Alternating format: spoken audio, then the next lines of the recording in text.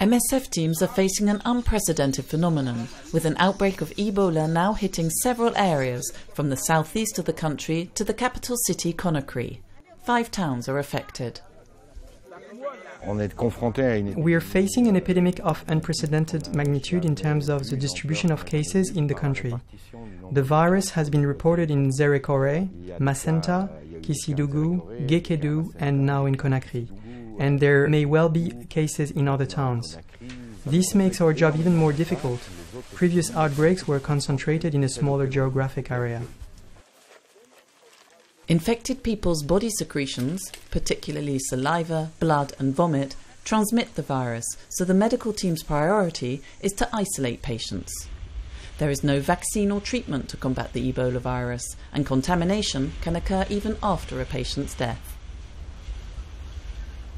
Notre action vise à les rendre plus forts, à faire en sorte que leur corps ne soit pas déshydraté. We're the only people in physical contact with the patients, so we try to touch them a lot, as they are very lonely there. They have no physical contact with anyone. It's very difficult. Symptoms appear after an incubation period lasting anything from a few days to 3 weeks, and include a temperature, extreme weakness, vomiting and diarrhea, and sometimes internal and external hemorrhaging. MSF teams are working in 3 locations in Guinea, isolating patients and anyone around them who may be infected. They are also building or adapting inpatient facilities.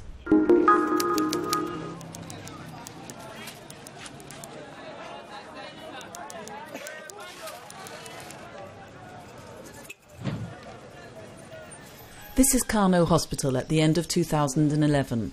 The health situation is desperate. Diarrheas, respiratory infections and malaria kill 35 children every day.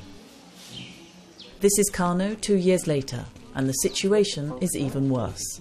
A major humanitarian emergency is now compounded by conflict, with dire consequences for the people. So what's happened in the past year?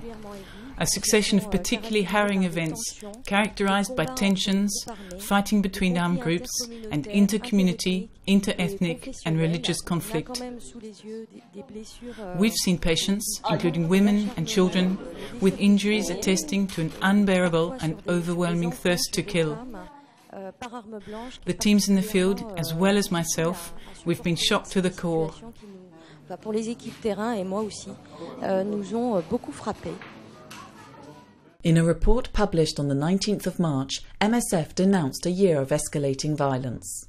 Abuses committed by Seleka rebels during their offensive and taking of power in 2013, and in retaliation, the attack on Bongi by anti-Balaka forces in December 13 and the atrocities committed against Muslims associated with the former Seleka rebels and their subsequent mass exodus to neighbouring countries. The chaos, further exacerbated by banditry, now affects everyone, in Bongi and throughout the country.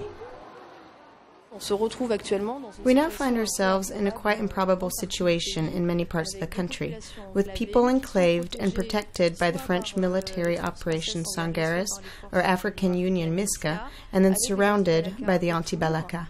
There's an attempt to disarm, but it's only half working.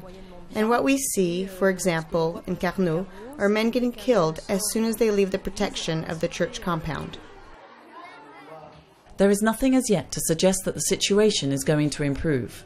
The emergency continues, as we saw during the wave of violent clashes in Bongi at the end of March. In just 2 days, MSF treated around 30 casualties. 4 were children and 16 were women.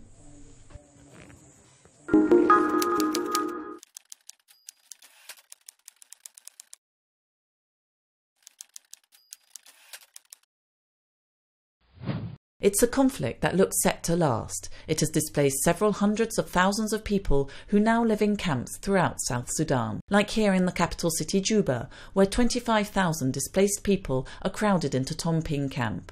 Living conditions are already wholly unacceptable and will quickly get worse as the rainy season sets in. But these people aren't thinking of going back home. At least here, the displaced are able to receive some assistance and have a degree of security. Elsewhere in the country, the fighting continues, and the rainy season will further complicate the delivery of aid, which is already all too insufficient. Some South Sudanese have decided to flee even further and have crossed the border into Uganda. Because of the ongoing conflicts in Sudan, people come from the border and they come to Germany. When they come from Sudan, they are put in emergency reception center. After like a week, they are settled in camps. 55,000 refugees are already registered here, and there are over 100 new arrivals every day. MSF works in the transit camp and 3 permanent camps, managing water supply and delivering medical treatment. The organisation has also opened a hospital and a maternity unit and provides treatment to malnourished children close to the camps in Zaipi.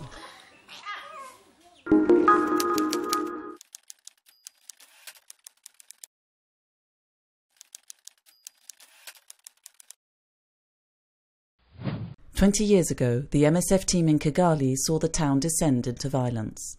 These were the first days of what would go on to become known as genocide. The team tried to help the victims, but were quickly overwhelmed by the task. On the 13th of April, an MSF surgical team working in partnership with the International Committee of the Red Cross arrived to relieve them. We decided to work together and set up a field hospital. As we went through militia checkpoints, we would be told there was no point in us doing what we were doing, as they were planning to kill all the Tutsis anyway. In reality, it was impossible to transport adult males. MSF carried on working in many parts of the country for months. The organisation's humanitarian principles were often violated by the perpetrators of the genocide, who had no hesitation in pursuing their murderous onslaughts inside medical facilities, targeting patients and health workers. Humanitarian aid was regularly diverted for criminal purposes, for killing people. It was patently obvious during the genocide. Safe havens became slaughterhouses, and hospitals and churches where people would expect shelter and protection were, quite the contrary, the first places where they would be executed. 20 years on, the teams are still deeply affected by the events they witnessed in Rwanda. We lost at least 200 Rwandan colleagues just during the genocide. They were murdered. We were so aghast at the sheer size of what was happening, how extreme it all was, that we, as an organization, didn't always do what we should have done to help our colleagues get away. The medical teams found themselves constantly in the face of horror. When they realised that the killings were in fact the premeditated extermination of a whole group of people, they perceived the limits of humanitarian action more clearly than ever before. For the one and only time in its history, MSF made a public demand for armed intervention, pointing out a very simple truth: doctors can't stop genocide.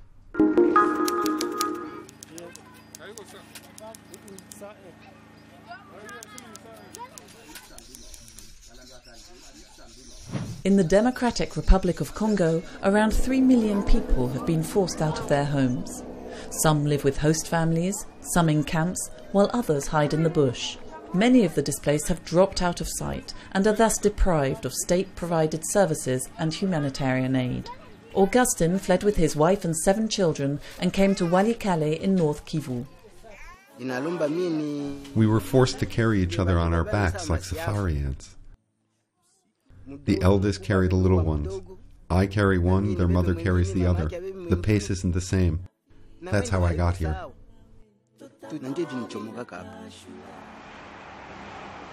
On March the 3rd, Médicos Sem Fronteiras published a report denouncing the silent suffering of the Congolese people. The situation in the east of the country is giving even more cause for concern, as the most vulnerable are deprived of the medical care they so desperately need.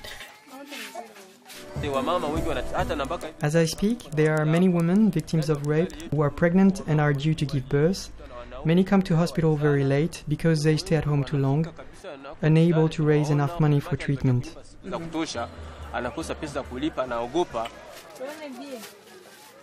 MSF's report features medical data and patient and health worker stories assembled during its many years in the region. The organisation has called for immediate action to put an end to the suffering of the Congolese people.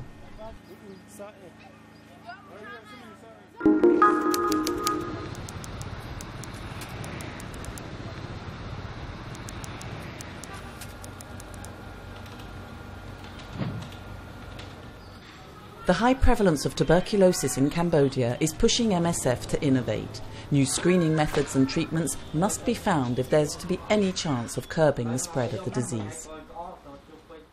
Big majority of the TB patients, people with active TB inside, they are not identified by the existing system. And the existing system reached its limit. So now we need to find new mechanism, new system to identify all these patients who have an active TB but who are no symptom, who are not identified by the existing health system. The team has set up a pilot active case-finding program. Rather than waiting for people already presenting symptoms of TB to go to the hospital for screening, this initiative involves staff actively seeking out infected people in at-risk groups. Over 55-year-olds, for example.